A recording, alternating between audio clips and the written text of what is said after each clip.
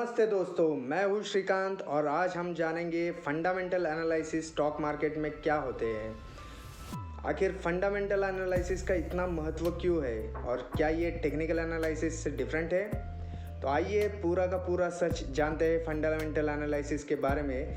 लेकिन शुरू करने से पहले मेरी आपसे एक रिक्वेस्ट है, हर बार की तरह अगर वीडियो आपको अच्छा लगता है तो लाइक करना ना भूलिए। अगर आप चैनल फर्स्ट टाइम देख रहे हो तो सब्सक्राइब करना ना भूलिए। सो आइए फ्रेंड्स शुरू करते हैं। तो फंडामेंटल एनालिसिस जो है वो एक मेथड होती है जिसे इन्वेस्टर्स यूज़ करते हैं इंट्रिंसिक वैल्यू पता करने के लिए। किसी भी स्टॉक की इंट्रिंसिक वैल्यू जो है वो पता करने के लिए फंडामेंटल एनालिसिस काफ़ी इंपॉर्टेंट हो जाता है। अभी जो स्टॉक की प्राइस चल रही है, मान लीजिए कोई भी प्राइस चल रही है, उस प्राइस में आपको उसकी एक्चुअल जो वैल्यू है स्टॉक की वो पता नहीं चलती। ये स्टॉक अंडर वैल्यूड है या ओवर वैल्यूड है ये पता नहीं चलता। ओवर बॉट हो गया है या ओवर सोल्ड हो गया है ये भी पता नहीं चलता। तो आपको उसकी जो इंट्रिंसिक वैल्यू है यही बताती है आपको कि इस स्टॉक में आगे बढ़ने की पोटेंशियल है या नहीं है।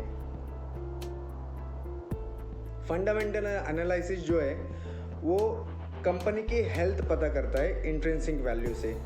तो ये जो है ये काफ़ी जो अलग अलग टाइप के फैक्टर्स रहते हैं, जैसे कि क्वालिटेटिव या क्वांटिटेटिव रिसर्च, उससे आपको कंपनी का जो रेवेन्यू है, कंपनी के profit margins, return on equity, future growth potential, ये सब जो गणित रहते हैं इनके, वो गणितों को तोड़ मरोड़ के आपको फंडामेंटल एनालिसिस करना पड़ता है।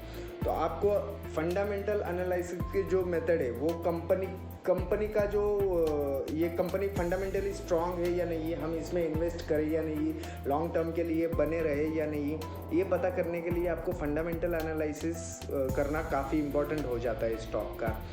तो जो फेमस इन्वेस्टर्स है जैसे कि वॉरेन बफे हो गया या पीटर लिंच हो गया, अगर भारत में कहा जाए तो राकेश झुनझुनवाला साहब है या फिर राधा किशन दमानी साहब है, ये जो है जितने भी महान व्यक्ति है ये फंडामेंटल एनालिसिस से स्टॉक को आइडेंटिफाई करते हैं और उससे पता चलता है उनको कि ये भाई दौड़ने वाला स्टॉक है या नहीं, आगे तक लंबे तक भागने वाला स्टॉक है या नहीं, और तब जाके ये लोग इन्वेस्ट करते हैं। इसीलिए तो आज इन्वेस्टमेंट की दुनिया में इनको बादशाह कहा जाता है।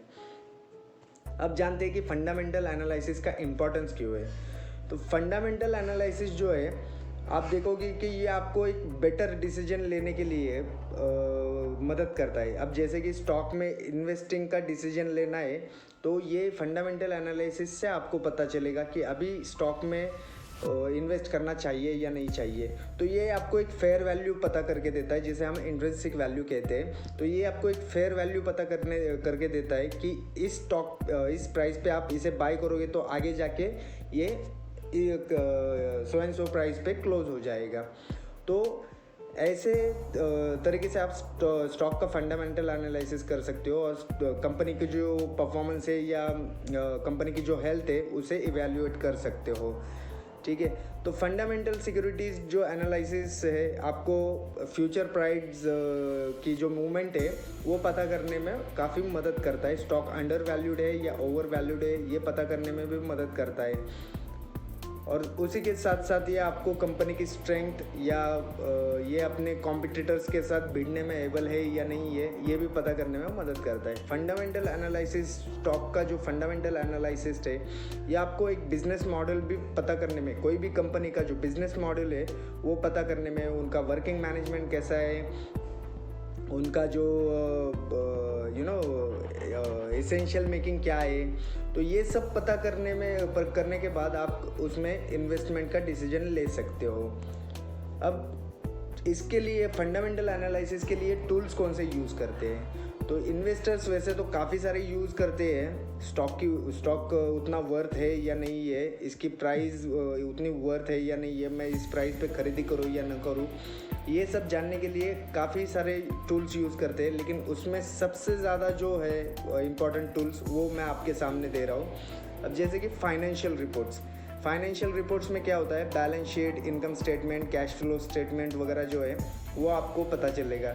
अर्निंग्स, उनका क्वार्टरली अर्निंग, उनका प्रोजेक्टेड फ्यूचर अर्निंग कैसा है, इससे आपको कंपनी की जो स्टॉक है वो उतना वर्थ है या नहीं ये पता चलेगा।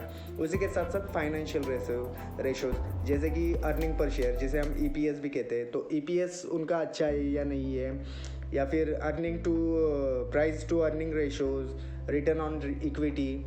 तो ये सब आपको जानना काफ़ी ज़रूरी हो जाता है। यही टूल जो है वो काफ़ी एनालिसिस्ट या फिर इन्वेस्टर्स बड़े बड़े वो यूज़ करते हैं। अब मान लीजिए, चलिए एक एग्जांपल के तौर में बताता हूँ। ये है मिस्टर मनोज, ये एक स्टॉक मार्केट के इन्वेस्टर है।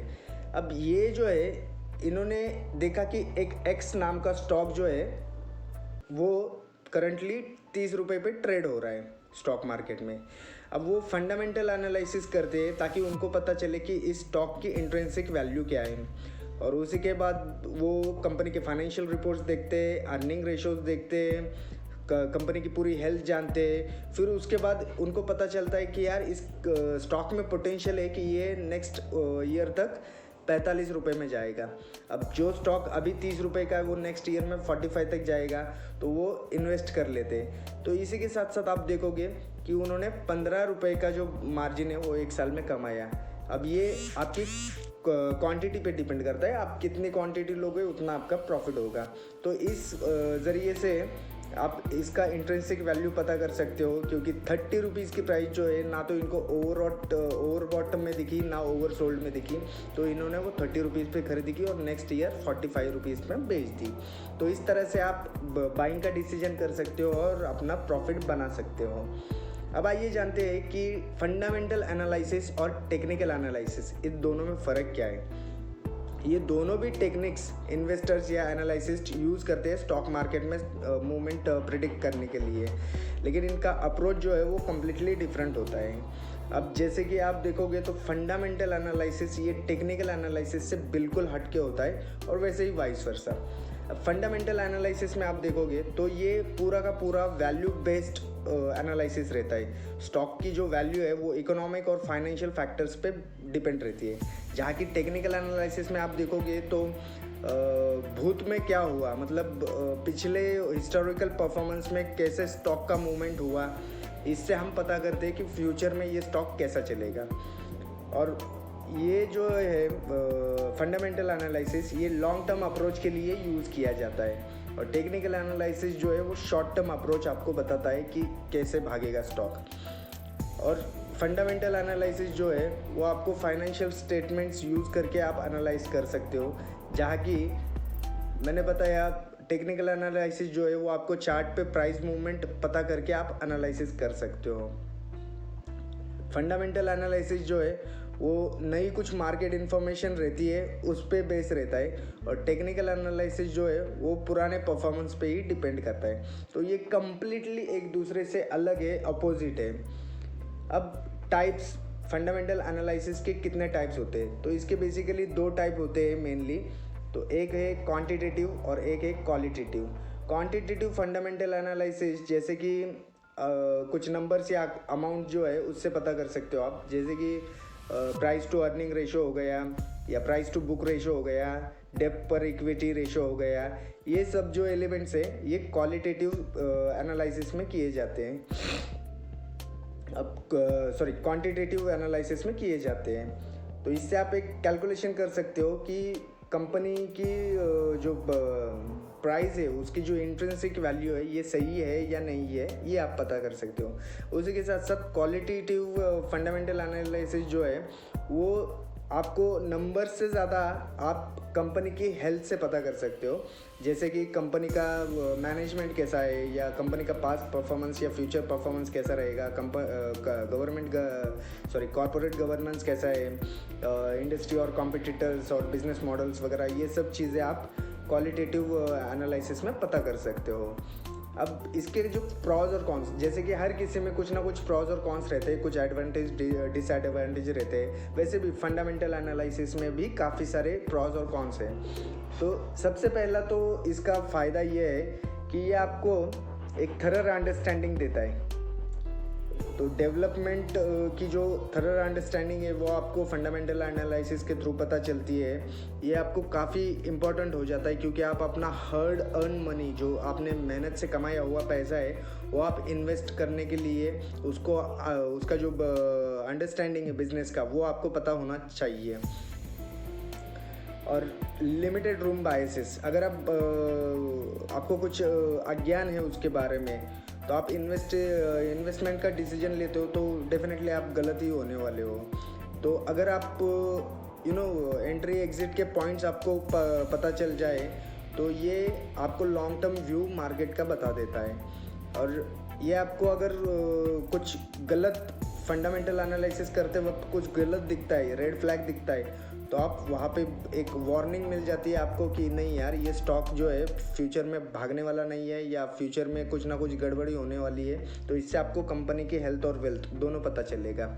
उसके साथ साथ अब इसके जो डिसएडवांटेज है वो समझते हैं। ये काफ़ी टाइम कंज्यूमिंग और टेडियस होते हैं। आपको काफ़ी सारा टाइम देना पड़ता है फंडामेंटल एनालिसिस करते वक्त, क्योंकि जब कभी आप फंडामेंटल एनालिसिस करते हो तो कुछ सिलेक्टेड एरियाज़ रहते हैं, वहाँ पे आपको पोजीशन बनानी है या नहीं बनानी है वो सोचना पड़ता है और मॉनिटर करना पड़ता है स्टॉक आपको कि यार ये सही जा रहा है क्या नहीं जा रहा है या नेगेटिवली जाएगा या कुछ।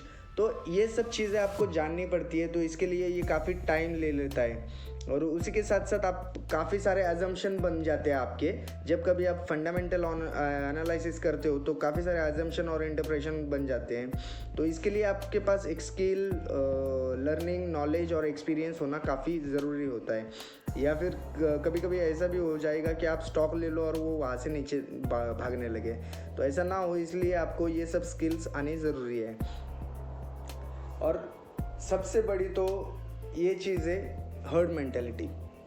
हर्ड मेंटेलिटी मतलब आप जो झुंड की जो मानसिकता है, मास मानसिकता जो है जिसे हम कह सकते हैं वो, क्योंकि बुल्स और बियर्स के जो फेज रहते हैं स्टॉक मार्केट में ये स्टॉक प्राइस को अफेक्ट करने ही करने हैं। तो जब कभी ऐसा ना हो जाए कि आप परचेस कर लेते हो स्टॉक जो आपको लगता है कि फंडामेंटली है और वो बाद में गलत निकले और वो नीचे चला जाए।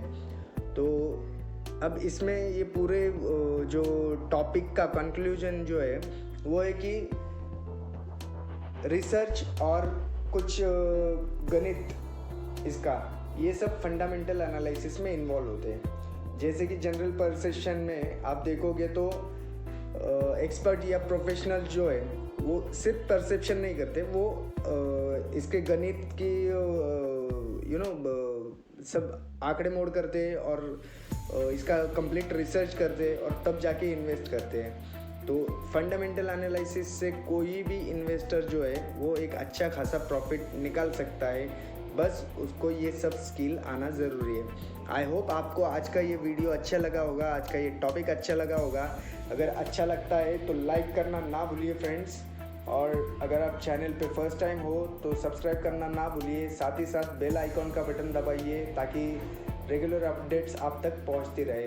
Thank you for watching friends, bye bye for now.